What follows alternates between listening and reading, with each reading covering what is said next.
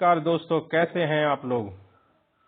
मैं उन सभी का बहुत बहुत स्वागत करता हूं जो पहली बार इस चैनल पर आए हैं और जो पहले से इस चैनल के साथ जुड़े हैं उनको मेरा सत सत नमन। मैं आशा करता हूं आप सभी ठीक होंगे और अपनी अपनी लाइफ में अच्छा कर रहे होंगे। मुझे बहुत अच्छा लगता है आप सभी रोज सुबह मेरे साथ ऐसे जुड़ जाते हैं। आज फैमिली हमारी छोटी है पर एक दिन बड़ी जरूर होगी और मुझे पता है आप लोग मेरा पूरा साथ देंगे इस चैनल को बड़ा करने में। मेरा नाम है सतिंदर कुमार। दोस्तों, आप सबके खिदमत में पेश है daily current affair of 30 January 2025 of January 2025 series. अगर आप पूरे भारतवर्ष में कोई भी एग्जाम की प्रिपरेशन कर रहे हैं जिसका सिलेबस सिविल सर्विसेज से मैच करता हो तो यह सीरीज आपके लिए बेंचमार्क साबित हो सकती है। क्यों? क्योंकि इस सीरीज में करंट अफेयर के साथ साथ हम लोग उसके स्टैटिक पोर्शंस को बेसिक से लेकर एडवांस तक भी डिस्कस करते हैं। इन वीडियोस को मैंने 3 मुख्य पिलर पर आधारित किया है। पहला है बेसिक टू एडवांस। हम लोग इसमें सिर्फ करंट अफेयर नहीं, स्टैटिक पोर्शंस को बेसिक से एडवांस तक ले जाएंगे जैसा कि मैंने आपको बताया। और दूसरा, मैं जो भी पढ़ाऊंगा उसको एक शॉर्ट वीडियो के फॉर्म में चैनल पर अपलोड करूंगा जिसका स्क्रीनशॉट लेके आप लोग चाहे जितनी बार भी रिवीजन कर सकते हैं। और तीसरा, जैसे कि आप लोग जानते हैं कि आज जो भी एग्जाम हो रहे हैं उसमें क्वेश्चन नए आते हैं, टफ भी आते हैं। तो ये सीरीज, ये चैनल आपके लिए एक वन स्टॉप सॉल्यूशन भी हो सकता है। अगर आप इसको रेगुलर देखें तो आपके करंट अफेयर की सारी दिक्कत जो है खत्म हो जाएगी। तो चलिए दोस्तों, स्टार्ट करते हैं 30 जनवरी 2025 के करंट अफेयर।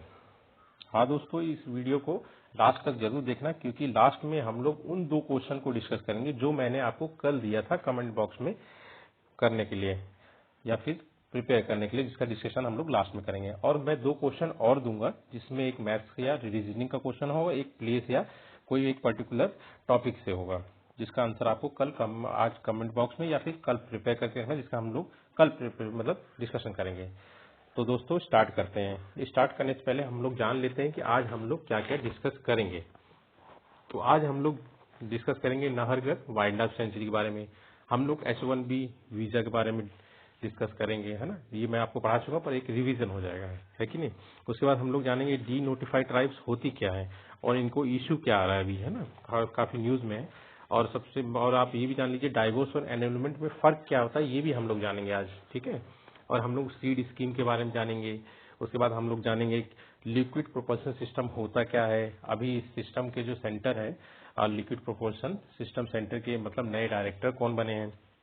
हम लोग जानेंगे लॉयन ऑफ पंजाब कौन है ना, जिनको मतलब पंजाब केसरी भी कहा जाता है। उसके बाद हम लोग जानेंगे KM करियप्पा के बारे में, है ना। और ऐसे ही और भी बहुत सारी खबरें जो कि काफी जरूरी हैं और न्यूज में है, उसको जानेंगे। चलिए फिर स्टार्ट करते हैं आज के करंट अफेयर। तो आज का पहला करंट अफेयर है नाहरगढ़ वाइल्ड लाइफ सेंचुरी। तो नाहरगढ़ वाइल्ड लाइफ सेंचुरी आपकी पड़ती है अरावली हिल्स में, जो कि जयपुर के पास है राजस्थान में। और जयपुर के फाउंडर कौन है? महाराजा सवाई जय सिंह जी, ठीक है। इन्होंने ही नाहरगढ़ फोर्ट भी बनवाया था जिसके नाम पे ये वाइल्ड लाइफ सेंचुरी है। और इसी नाहरगढ़ वाइल्ड लाइफ सेंचुरी का ही पार्ट है नाहरगढ़ बायोलॉजिकल पार्क, जो कि अपने लायन सफारी के लिए फेमस है। सेकंड न्यूज है आपका गूगल जो है अपना एक कैंपस जो कि काफी बड़ा होगा, लार्जेस्ट इन द वर्ल्ड, मान लीजिए largest campus outside the US, है ना, उसको हैदराबाद में कर रहा है। अब इसमें एक आप जान लीजिए स्टैटिक पोर्शन TSI पास, ये इसलिए है कि इसका फुल फॉर्म आप जैसे देख रहे हैं Telangana state industrial project approval and self certification system. ये to promote ease of doing business. इसका मतलब है आपके जो भी सर्टिफिकेशन या फिर जो भी रिक्वायरमेंट होती है, जो भी प्रोसेस होता है, उसको ज्यादा से ज्यादा इजी बनाने के लिए ये प्रोसेस किया गया है ना, ताकि जितने भी बिजनेस है उनको प्रमोट कर सके और ज्यादा से ज्यादा बिजनेस हो पाए या फिर इंटरप्रेन्योरशिप या फिर स्टार्टअप जो है वो बूस्टअप हो पाए तेलंगाना में, ठीक है। उसके बाद थर्ड न्यूज है आपका H1B वीजा। ये to fill skill gap in US। ये मेन बात है कि मतलब ये वीजा उन लोगों को दिया जाता है और मेन इसका कारण क्या है, जैसे कि US की जो कंपनियां हैं जब US से कोई एम्प्लॉय हायर करते हैं तो वो हाई सैलरी वाले होते हैं। तो बाहर से सेम स्किल में या सेम मतलब क्वालिफिकेशन वाला अगर एम्प्लॉय मिल जाता है और कम सैलरी में, तो ये तो अच्छा होगा, है ना। तो इस चीज को पूरा करने के लिए H1B वीजा है। क्या इसका कोई टाइम लिमिट है? हाँ, इसका टाइम लिमिट है, 3 से 6 महीना होता है ना। और ये टेम्परेरी बेस पे ही चलता है, ठीक है। और इसका काफी मतलब विरोध भी होता है यूएस में कि ऐसा क्यों है, सबको सेम सैलरी देना चाहिए, है ना। चलिए फिर हम दो चीज इसमें, एक है ब्रेन ड्रेन और ब्रेन सर्कुलेशन। ब्रेन ड्रेन मतलब जब अपने देश से कोई टैलेंट किसी और देश में चला जाता है, मतलब अगर उसको मतलब सही की मतलब वैल्यू नहीं दी जाती, यहाँ पे सही अपॉर्चुनिटी नहीं मिलती, किसी और देश में जब चला जाता है हमारा टैलेंट, तो उसे ब्रेन ड्रेन कहते हैं। और यही ब्रेन ड्रेन अगर उस कंट्री से फिर वापस अपने में आ जाए तो उसको ब्रेन सर्कुलेशन कहते हैं। अब देखिए फिर इसका डेफिनेशन देख लीजिए, immigration of skill workers from one country to another is known as brain drain, and movement of skill workers from मतलब between countries is known as brain circulation. उसके बाद थर्ड जो है हमारा एडिटोरियल है, substantive equality in child marriage law. ये जो editorial है इसमें मेन पार्ट आप जान लीजिए कि डाइवोर्स और एनरोलमेंट में फर्क क्या होता है। डाइवोर्स जैसे कि डाइवोर्स उनमें होता है जैसे कि दो लोगों में शादी हुई है ना, और वो लीगल शादी है, लीगल एज थी, लीगल शादी हुई है ना, अब वो दोनों म्यूचुअली चाहते हैं कि अलग होना, तो वो डाइवोर्स प्रोसेस फॉलो करते हैं। और एनरोलमेंट हो गया मतलब आप मान लीजिए शादी हुई, उसमें से कोई एक नाबालिग है ना, तो उस चीज में एनरोलमेंट मतलब फॉलो होता है, ये प्रोसीजर फॉलो होता है अलग होने के लिए, ठीक है। अब आप ये चीज जान लीजिए पीसीए में इसका ये 2000 मतलब prohibition of child marriage act 2006, ये ध्यान रखिएगा।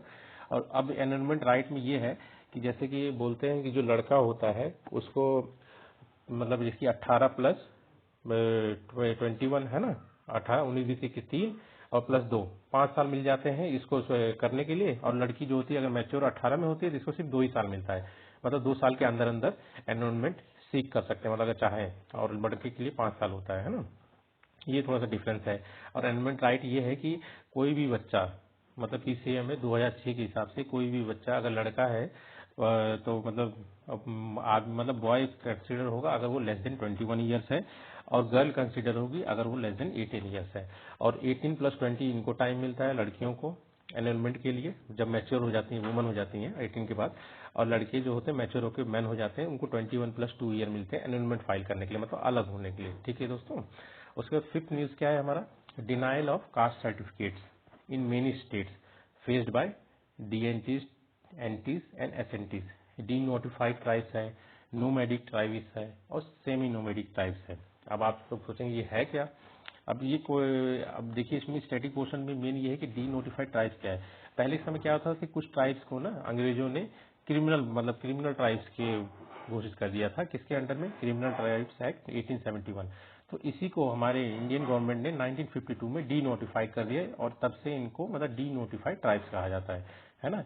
Many of these were nomadic. अब इसमें नोमैडिक ट्राइब्स और सेमी नोमैडिक ट्राइब्स वो होते हैं, वो कम्युनिटीज दैट जो कि मतलब एक प्लेस से दूसरे प्लेस में जाती हैं, इसके बजाय मतलब कहीं एक फिक्स लोकेशन में रहें, ठीक है। मतलब यही आप देख लीजिए, communities that move from one place to place rather than living in a fixed location। D notified tribes आपको पता चल गया दोस्तों, नोटिफाइड ट्राइब्स पता चल गया, एसएनटी पता चल गया, ठीक है। अब देखिए इन्हीं सब के लिए, इन्हीं के उत्थान के लिए एक सीड स्कीम आई थी। अब आप जान लीजिए ये आई कब थी, 2022 में आई थी। अब इसका फुल फॉर्म क्या है, scheme for economic empowerment of DNTs NTs and SNTs. अब लॉन्च किसने किया था, launch by ministry of social justice and empowerment. Aim क्या था, to provide competitive exam coaching. मतलब आप जान लीजिए चाहे मतलब आप कोई प्रोफेशनल कोर्स के लिए करें, चाहे मेडिकल हो या फिर मतलब इंजीनियरिंग हो या फिर सिविल सर्विसेज हो, इन सब की कम्पिटिटिव एग्जाम की कोचिंग देने का मतलब एम था। हेल्थ इंश्योरेंस देना एम था, लिवलीहुड इनिशिएटिव देना इनका एम था, फाइनेंशियल असिस्टेंस देना घर के लिए, ये एम था। अब ये सब देंगे कैसे, अब उस समय जो बजट हुआ था 200 करोड़ का था, 221 से 22 के लिए, है ना। और हेल्थ इंश्योरेंस कैसे देंगे ये लोग, health insurance through PM Jan Arogya Yojana. ये मैं आपको किसी और वीडियो में अच्छे से इन सब बता दूंगा, अभी मेन आप जान लीजिए। हेल्थ इंश्योरेंस इनको दिया जाएगा पीएम जन आरोग्य योजना के तहत। उसके बाद livelihood through NRLM and SRLM. अब एनआरएलएम क्या है, 2011 में आया था, नेशनल रूरल लिवलीहुड मिशन, मतलब मनमोहन सिंह जी की सरकार में आया था ये, ठीक है। तो मतलब गरीबी को हटाने के लिए, प्रोवर्टी एलिविएशन प्रोजेक्ट है ना, implemented by ministry of rural development. Focus promoting, मतलब मेन आइडिया इसका आप जान लीजिए, सेल्फ हेल्प डेस्क को प्रमोट करना, है ना। उसके बाद SRLM, state rural livelihood mission. अब ये जान लीजिए कि जो एनआरएलएम है इसमें जो फंडिंग है दोनों से होती है, ये मतलब स्टेट प्लस जो भी सेंटर है, और एसआरएलएम में स्टेट से ही फंडिंग होती है ना, कम्युनिटी से मतलब ट्रेन करना लोगों को सेल्फ एम्प्लॉयड करने के लिए, ठीक है। और अब उसके बाद हाउसिंग कैसे, housing through PM Awas Yojana. ठीक है दोस्तों, उसके बाद 6 न्यूज देखते हैं हम लोग। M Mohan appointed as director of LPSC liquid propulsion system centre. ये क्यों बने हैं, क्योंकि जो वी नारायणन थे वो चेयरमैन हो गए इसरो के, है ना, तो अब वो पद जो है खाली हो गया, तो इनकी जगह में कौन आए हैं, एम मोहन, जिनको डायरेक्टर बनाया गया एलपीएससी। पहले एलपीएससी के डायरेक्टर यही थे, वी नारायणन। ठीक है, अब स्टैटिक क्वेश्चन में आप देख लीजिए एलपीएससी का हेडक्वार्टर कहाँ है, तिरुवनंतपुरम केरला में। अब इसका फुल फॉर्म देख लीजिए तो आपको पता है लिक्विड प्रोपल्सन सिस्टम सेंटर। अब इसमें आप ये लिक्विड प्रोपल्सन सिस्टम सोचेंगे क्या है, तो ये है कि आपका जो लिक्विड फ्यूल और ऑक्सीडाइजर की मदद से जो एनर्जी प्रोड्यूस की जाती है उसे मतलब उस सिस्टम को कहा जाता है लिक्विड प्रोपल्सन सिस्टम। जिस जो ये एनर्जी प्रोड्यूस होती है इसका यूज हम लोग करते हैं रॉकेट और सैटेलाइट को लॉन्च करने में। ठीक है, अब ब्रांच अगर आप देखेंगे एलपीएससी की 3 जगह है, एक तिरुवनंतपुरम जो केरला है हेडक्वार्टर जो मेन है, उसके बाद बेंगलुरु है कर्नाटका में, और महेंद्रगिरी तमिलनाडु में। ठीक है, 7th न्यूज हम लोग देखते हैं 160th anniversary of Lala Lajpat Rai 28 जनवरी। ठीक है दोस्तों, अब इन्हीं को मैंने बता आपसे बोला था ना लायन ऑफ पंजाब के बारे में जानते, इन्हीं को कहा जाता है लायन ऑफ पंजाब, पंजाब केसरी। ये मेंबर ऑफ आर्य समाज भी थे, है ना, editor of Arya gadget people and Vande Mataram newspaper, ये न्यूज़पेपर है ना। इन्होंने इंडियन नेशनल कांग्रेस का स्थापना किया था हिसार में। ध्यान रखना, हिसार से पूछ सकते हैं कि किसने हिसार में इंडियन नेशनल कांग्रेस की स्थापना की थी, मतलब ब्रांच की स्थापना की थी। ठीक है, इन्होंने स्टैब्लिश किया था servants of the people's society, किस कब 1921 में। किस चीज के लिए, ताकि जो कास्टिज्म है, जो कि अनटचेबिलिटी है ना, और जो कि जेंडर इनइक्वलिटी है उसको खत्म कर सके, है ना।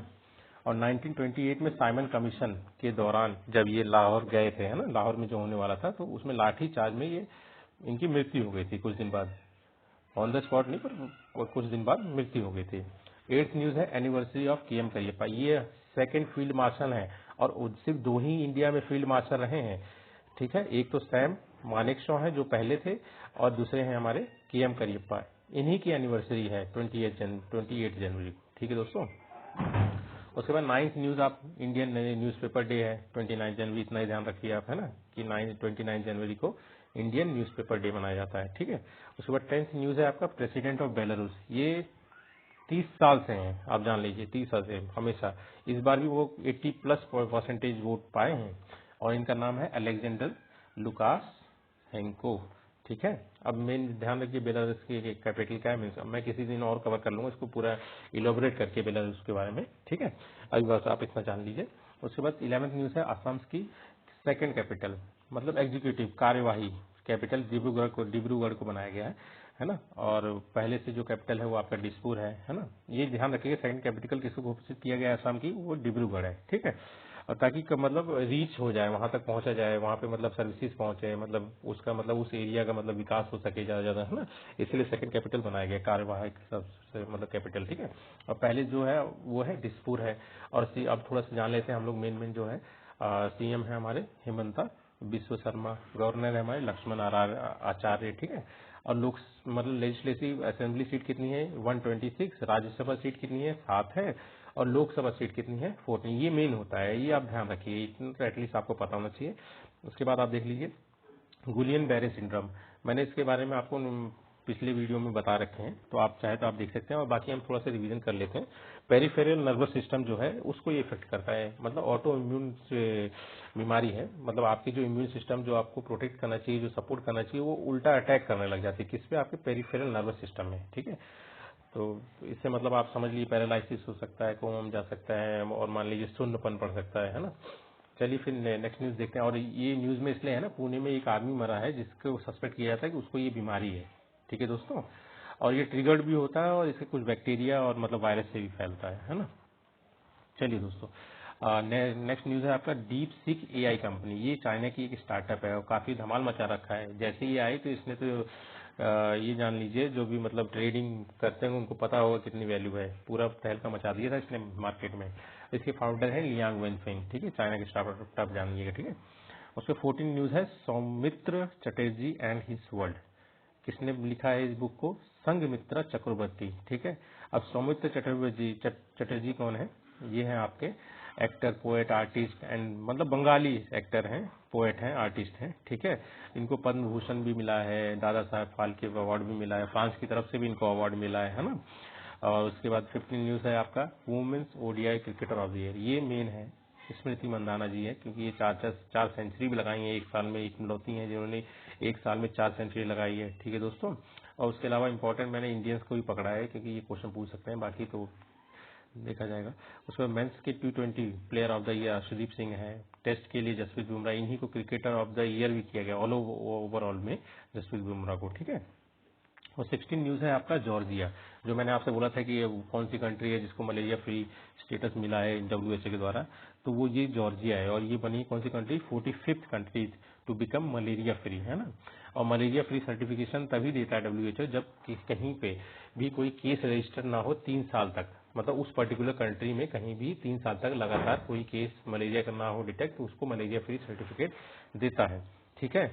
और उसके बाद इंडिया टारगेट कर रहा है मलेरिया फ्री होने के लिए कब तक, 2030 तक। मलेरिया के बारे में एक बेसिक नॉलेज तो होना चाहिए। किसके द्वारा फैलता है, फीमेल एनोफिलिस मॉस्किटो के काटने के कारण। ये अफेक्ट करता है आपके लीवर, आरबीसीज को, है ना। 17 न्यूज देख लीजिए आप, ये काफी इंपॉर्टेंट है। इटी कोप्पाका, ये थोड़ा सा नाम थोड़ा डिफिकल्ट है, इटी कोप्पाका ट्वाइस, ये रिपब्लिक डे में इसका प्रदर्शन हुआ है ना, दिखाया गया है। एटी कोप्पाका ट्वाइस क्या है, ये 400 साल पुरानी ट्रेडिशन है आंध्र प्रदेश की, और एक पर्टिकुलर विलेज से ही ये बनता है, मतलब उसका नाम भी विलेज का जो है एटी कोप्पाका विलेज है ना, यही लोग बनाते हैं। और इसको बनाया जाता है अंकुर ट्री, मतलब इसी ट्री की लकड़ी से बनाया जाता है, क्योंकि ये सॉफ्ट भी है और काफी हल्की होती है, और इसमें कोई शार्प एज नहीं होता है, ये मतलब बच्चों के लिए काफी सेफ रहता है ना। और जीआई टैग इसको मिला था 2017 में, इतना ध्यान रखिए क्योंकि अभी न्यूज में है, क्योंकि रिपब्लिक डे पे इसका प्रदर्शन भी हुआ, तो क्वेश्चन में पूछ सकता है किसी भी एग्जाम में। अब हम लोग जान लेते हैं पिछले जो करंट अफेयर हम लोगों ने किया था पिछले सेशन में, तो हम लोगों ने मैंने 2 क्वेश्चन दिया था, जिसमें से एक क्वेश्चन था ओपेक प्लस क्या है। तो ओपेक प्लस कुछ भी नहीं है दोस्तों, मार्केट को और कंट्रोल करने के लिए जो ओपेक मेंबर्स थे, है ना, उन्होंने नॉन ओपेक मेंबर्स के साथ एक एग्रीमेंट साइन किया था। आप देखिए ओपेक साइन, ये हुआ कब था, 2016 में। OPEC member signed in agreement with 10 other oil producing countries. अब इसमें 10 में आप ध्यान लीजिएगा रशिया भी है, वो काफी मेन है, ठीक है, टू क्रिएट ओपेक प्लस, ठीक है। अब ओपेक आप जान लेंगे तो ये 1960 में स्टार्ट हुआ था, ठीक है, organisation of the petroleum exporting countries. इसके फाउंडिंग मेंबर थे जो कि अभी भी हैं, Iran, Iraq, Kuwait, Saudi Arabia and Venezuela. और अभी इनकी जो मतलब टोटल मेंबर्स हैं वो 12 हैं। और सेकंड क्वेश्चन आपका ये था 0.235 in P by Q form, तो ये यही होगा, जितना मतलब जो रिपीट हो रहा है उतना 9 लगा दो, 2 भी रिपीट हो रहा है, 3 भी, 5 भी, 999 कर दो, 235। और अगर ये नहीं होता तो 235 माइनस 2 हो जाता और डिवाइडेड बाई 99 0 हो जाता, ठीक है दोस्तों। अब कल के लिए आपके लिए क्वेश्चन है वेनेजुएला, प्लीज पता करिएगा। और दूसरा जो ये क्वेश्चन है, A 2 digit number in such that the product of digit is 8 और when 18 is added to the number the digits are reversed, ठीक है दोस्तों। Find the number.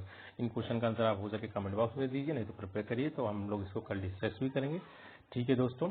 और अगर वीडियो अगर आपको पसंद आया तो प्लीज सब्सक्राइब करना ना भूलें, लाइक करें, कमेंट करें और ज्यादा से ज्यादा शेयर करें और इस चैनल को ज्यादा से ज्यादा बड़ा करें, ठीक है दोस्तों। नमस्कार।